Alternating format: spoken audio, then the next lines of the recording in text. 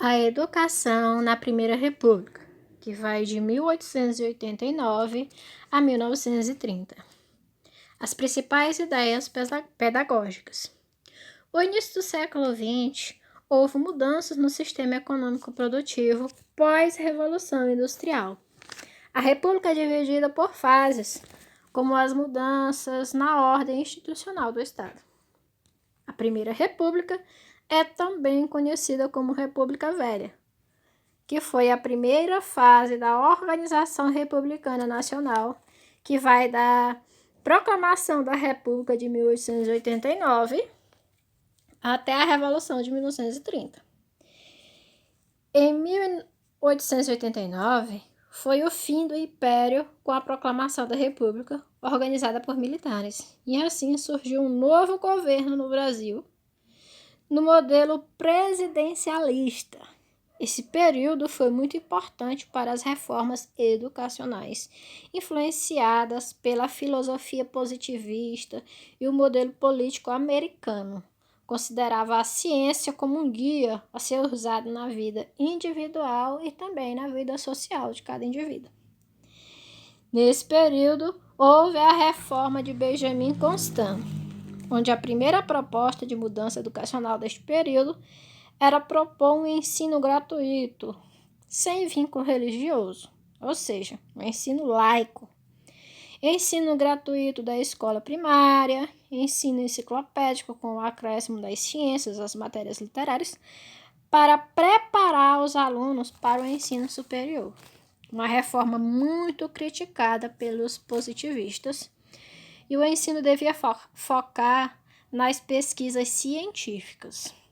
A reforma de Epitácio Pessoa novamente acentua a parte literária do ensino secundário, onde dizia que seria um preparatório para ingressar nas faculdades existentes da época. A inclusão da lógica retirada da biologia, da sociologia e moral permitia o acesso feminino aos cursos secundários e superiores. Também teve o decreto número 3.890, de 1º de janeiro de 1901, aprova o Código dos Institutos Oficiais de Ensino Superior e Secundário.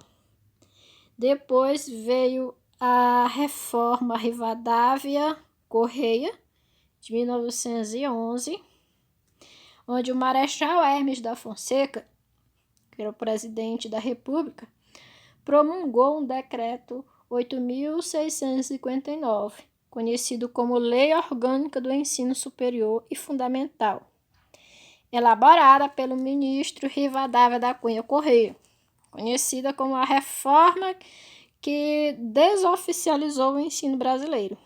Os principais destaques da reforma são: tentava colocar um sentido prático no estudo das disciplinas, não tinha aplicação de método científico, e o decreto número 8.659 veio para o lugar de decreto número 8.663, de 5 de abril de 1911.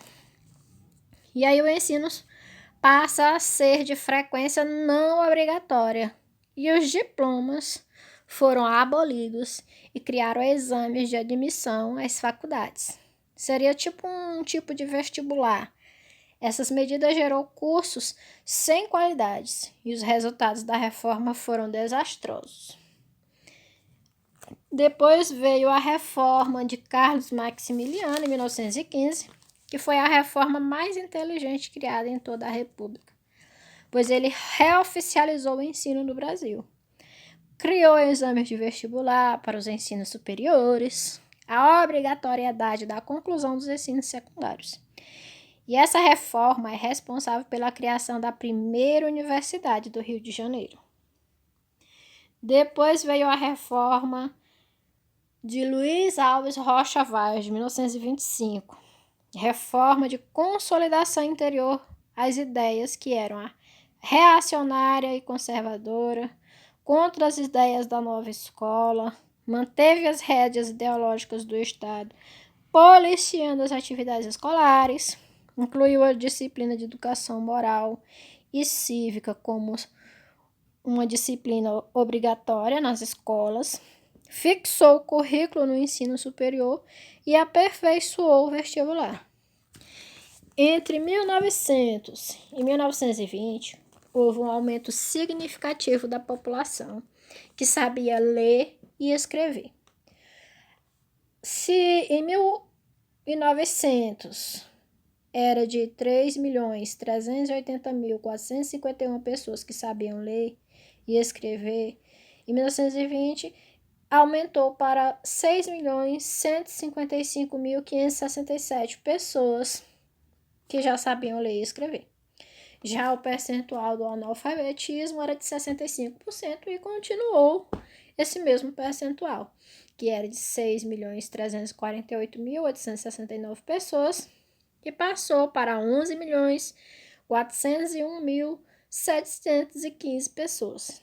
Esse foi o quadro educacional encontrado por Getúlio Vargas ao assumir a presidência da República do Brasil em 1930.